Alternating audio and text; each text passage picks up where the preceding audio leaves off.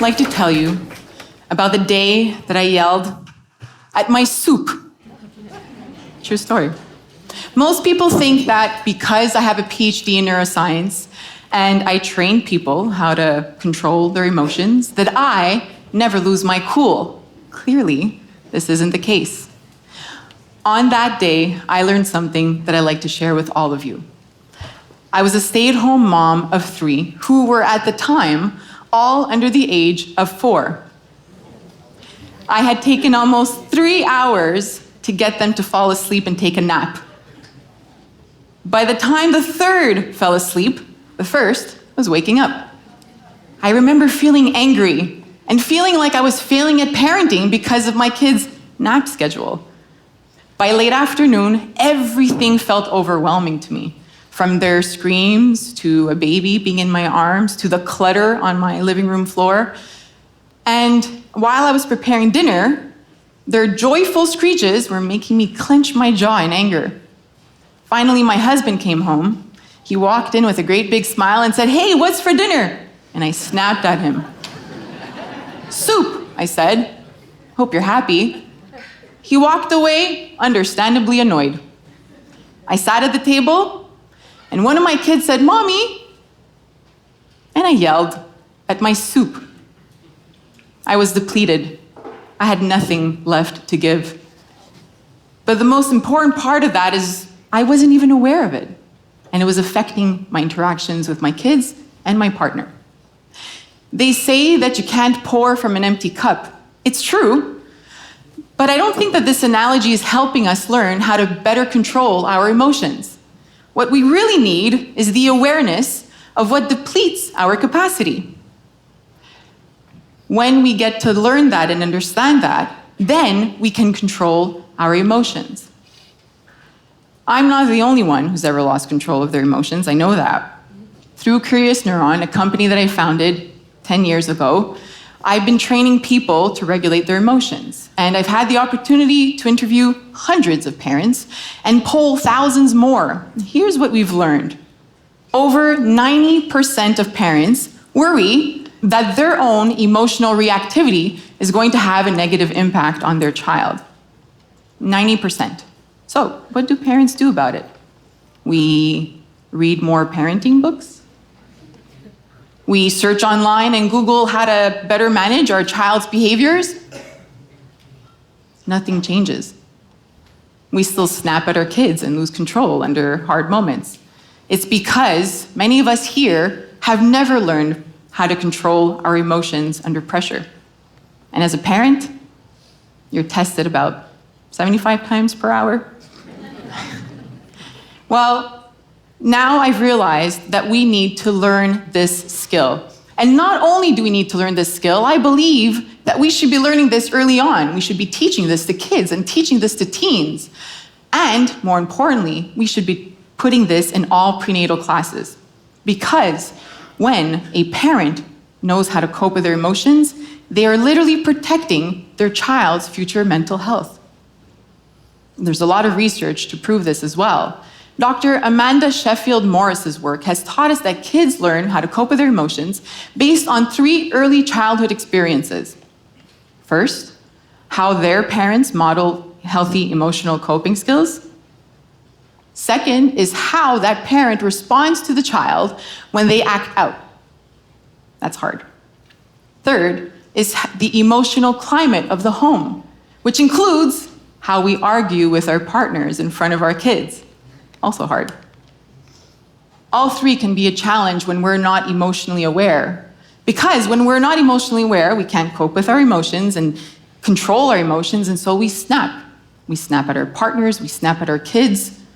But what do? We just ignore what our body is trying to tell us. And so, there's also a biological reason to this. Your brain is built on your early experiences. These early experiences are going to build patterns and predictions in your brain. And when you're under stress, whether it's with your kids, your partner, your colleague, your boss, those patterns and predictions from your childhood show up automatically, without your consent. What happens with our kids, again, because we're tested 75 times per hour, is that these patterns lead to us reacting more harshly with our kids. And according to research, we show them less warmth and sensitivity. Well, research is clear in terms of what happens next. Children have more behavioral problems, struggles in academics, they struggle with building healthy relationships, higher chance of depression and anxiety. And it doesn't end there. Emotion dysregulation is passed on from generation to generation.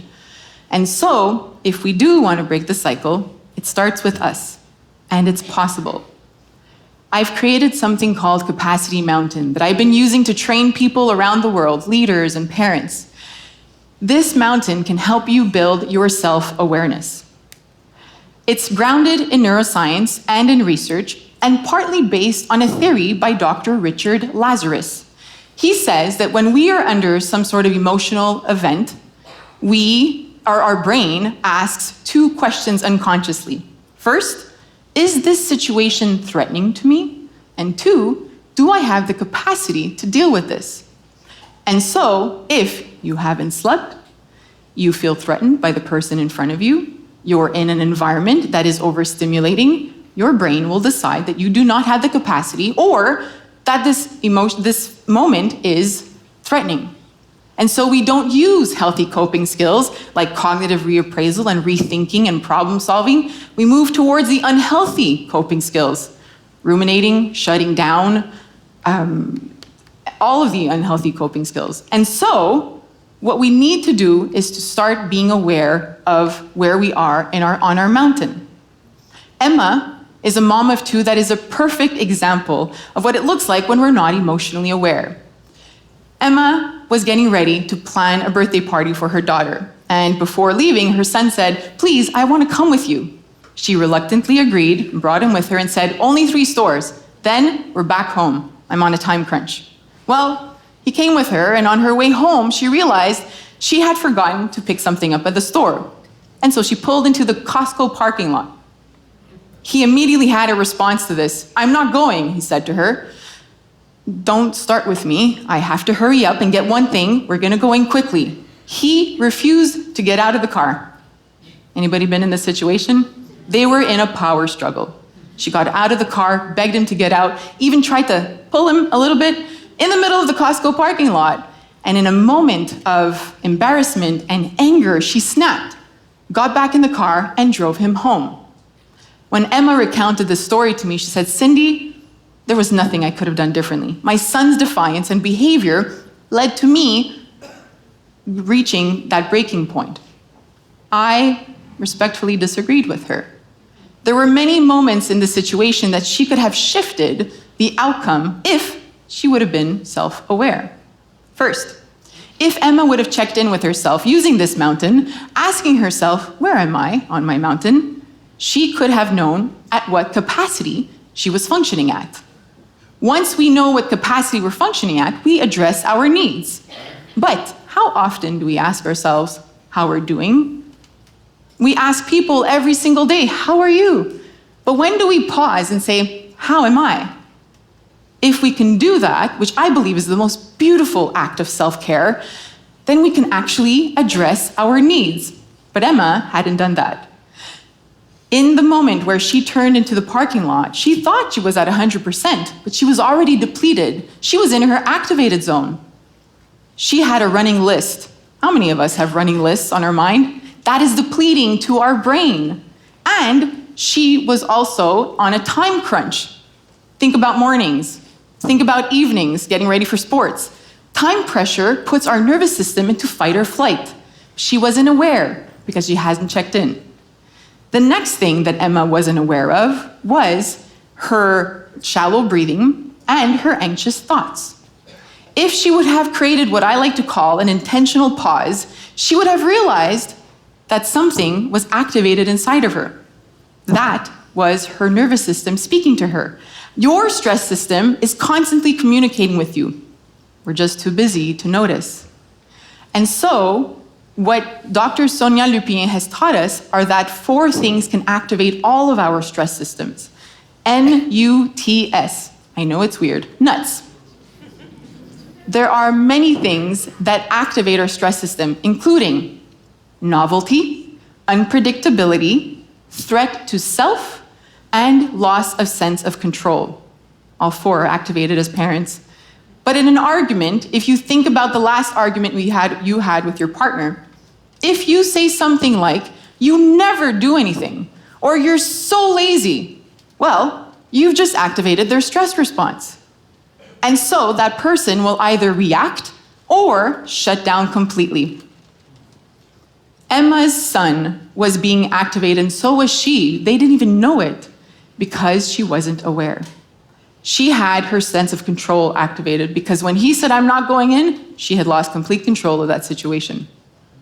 The third thing that she could have been aware of is that every interaction we know has two people, but that means two nervous systems, two mountains. Think about that last argument that you were thinking about. Where were you on your mountain the last time you had an argument with your partner? Calm and regulated? I don't think so. Right up there, right? Overloaded state. That's where we argue. Well, if we're arguing in that overloaded state, it means that our brain is not functioning in the way that it should. That thinking part of the brain, the frontal lobe, it needs to be activated, but it's not. So you're not perceiving what the person is telling you. You're not really hearing what the person is telling you, and you're definitely not connecting with the person if both of you are at the top of your mountain. Imagine creating an intentional pause the next time you have an argument. In a way that it doesn't escalate the argument, obviously, but here's something that you can do. You have the power to either escalate or de-escalate an argument and an interaction with your kids or partner or boss or colleague based on the words you use, your body language, we all know how to trigger people, don't we? And our behaviors. But we have to be aware that we're both at the top of our mountain. If Emma would have known where her son was, that he was escalating and so was she could have said, "Hey buddy, we're both at the top of our mountain. Come to the front of the car." He would have been like, "What?" And then she would have said, "Sit down, let's listen to a song or two. We need to bring ourselves down." And that would have changed the entire outcome of this situation. Once you start getting to know your mountain, here's what I have for homework for you. Start collecting data. That's it. You can't fail at this. You're literally getting to know yourself using this concept of the mountain.